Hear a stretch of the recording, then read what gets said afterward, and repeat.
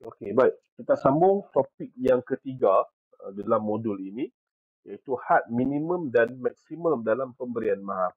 Berapa minimum sekurang-kurangnya kena bagi? Tak ada tak dia punya had paling banyak maksimum berapa yang boleh diberikan? Sekadar secara umumnya, dasarnya tidak ada had maksimum bagi mahar. Nak bagi banyak mana pun boleh mahar ni.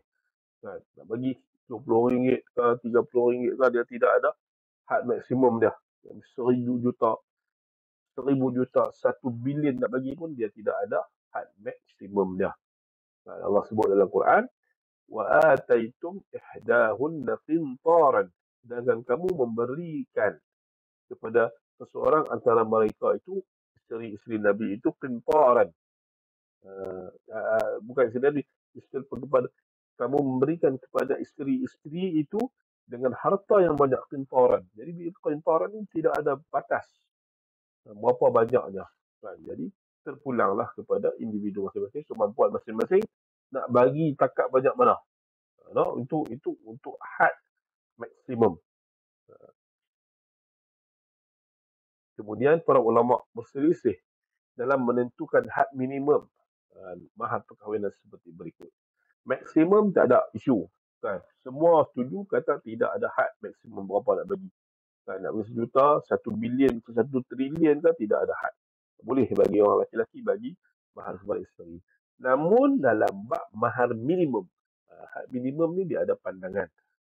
Pandangan perselisihan ulama lah tentang berapa had minimum. Kalau tak ada duit sangat-sangat, berapa sekurang-kurangnya kena bagi.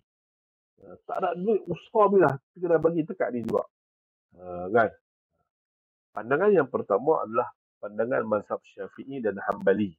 Pandangan bahawa tidak terdapat had minimum tertentu bagi mahar perkahwinan. Mazhab Syafi'i juga Hanafi mengatakan minimum pun tak ada. Minimum tak ada, maksimum pun tak ada. Ikutlah berapa. Maka setiap harta yang bernilai boleh dijual beli, ia boleh dijadikan mahar walaupun nilainya kecil. Kan? Jadi dia ada benda-benda yang simple macam cincin besi yang sebahagian orang mungkin rasa tak ada nilai. Kan? Tapi sebabkan dia tidak ada minimum, maka apa saja harta-harta yang bernilai, kan, berapa saja dia punya harganya, sama ada terlalu murah atau terlalu mahal, juga tidak ada masalah.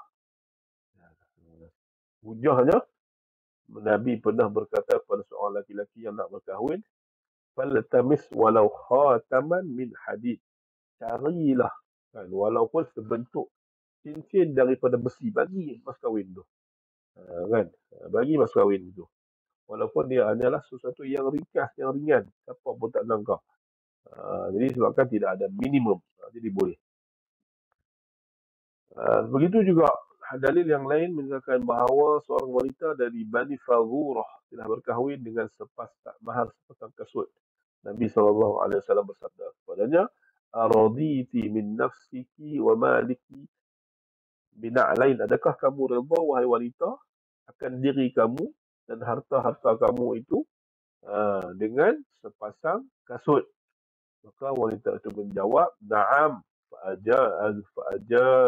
fa'ajazahun Nabi SAW. Bila kata, wahai Rasulullah, saya setuju. Saya tidak masalah untuk berkahwin dengan mereka ini, walaupun mas kahwinnya itu hanyalah sepasang kasut. Kasut ini tak dia harta yang murah sangat.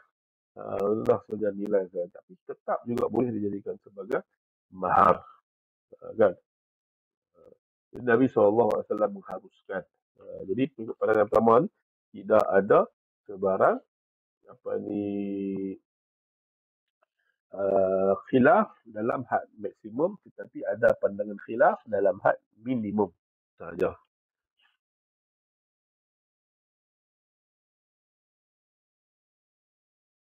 Okay. Sebahagian ulama pula meletakkan kadar minimum mahar.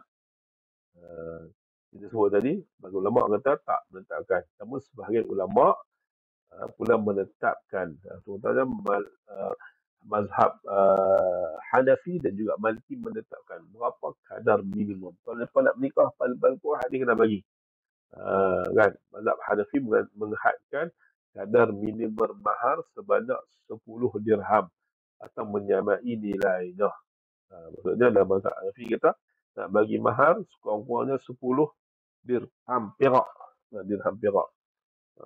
Ganda padi darat lah siap-siap kan. Satu dirham, satu dinar ataupun dirham yang emas tu berapa gram. Kan? Jadi kurang-kurangnya 10 dirham. Itu mazhab Hanafi. Mazhab Maliki pula menghadkan kadar minimum bagi mahar adalah sebanyak 1/4 dinar ataupun 3 dirham. Jadi mazhab Maliki dia ada lebih sedikit. Dia punya kadar. Minimum itu lebih sedikit. Kurangnya 1/4 dinar dan 3 dirham. Macam mana susah pun kena usaha juga. Cari 3 dinar ni untuk dibuat mahar itu tadi. Itu had minimum dan maksimum bagi mahar.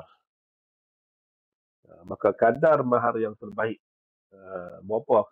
Yang terbaik itu berapa? Mahar sunnah itu adalah mahar yang terbaik lah. Dan mahar sunnah adalah mahar yang terbaik.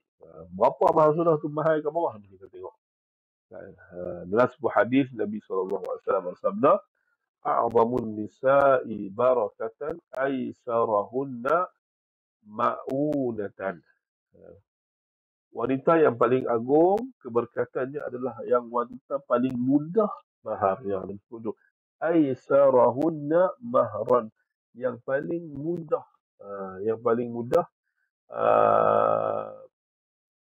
dia punya maharnya itu. Tapi tak sebut yang paling rendah, tetapi yang paling mudah. Maka bergantung kepada kondisi laki-laki. Kalau laki-laki itu orang kaya, kan, duit ada juta-juta, kan.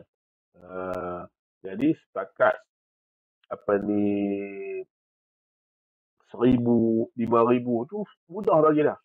Kan dia tak merasa susah pun. Setakat 5,000 kan, tak apa, macam tu jadi keluar. Dia tidak merasa susah. Kan? Kalau kahwin dengan orang yang susah, kena tengoklah. Kan? Apa yang mudah bagi orang yang susah tadi. Kan? Maka kita bergantung pada itu. Dalam hadis yang lain, Aisyah radhiyallahu anha berkata, mahar isteri Nabi SAW adalah sebanyak 12 uqiyah setengah, iaitu bersamaan dengan 500 dirham. Ini kan Nabi SAW bukan bagi yang sedikit. Nabi bagi yang terbaik kepada isteri-isterinya pada mengikut tahap kemampuan baginda Rasulullah SAW. Itulah mahar yang terbaik, iaitu tidak menyusahkan pihak laki-laki. Lalu tu Nabi kata, aisarahunna, yang paling mudah maharnya. Paling mudah maharnya. Itulah mahar yang paling baik yang ditunjukkan kepada kita oleh Nabi SAW. Kan, nak bagi mahar kena ikut situasi kita. Kan, bukan semata-mata mahal saja ataupun bukan semata-mata murah. Bagi rendah pasal apa? Rendah RM22, RM50. Pasal apa dia ikut garis panduan daripada agama Islam. Sebenarnya itu adalah panduan yang paling rendah. Kan? Yang paling rendah. Tetapi kita melihat kepada kemampuan. Jika mampu lebih, maka bagilah lebih. Itu maksudnya kadar mahar terbaik. Maka dapat disimpulkan bahawa mahar yang paling baik adalah yang pertengahan. Tidak terlalu rendah sehingga merendahkan kedudukan isteri, dan tidak pula terlalu tinggi sehingga membebankan pihak suami.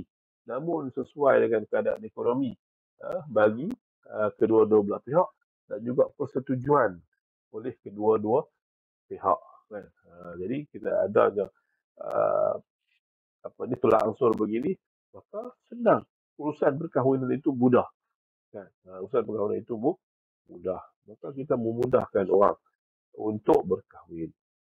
Saya ingat kita berhenti letakkan itu, insyaAllah kita akan sambung pada modul ataupun modul yang berikutnya, insyaAllah. Wallahualam.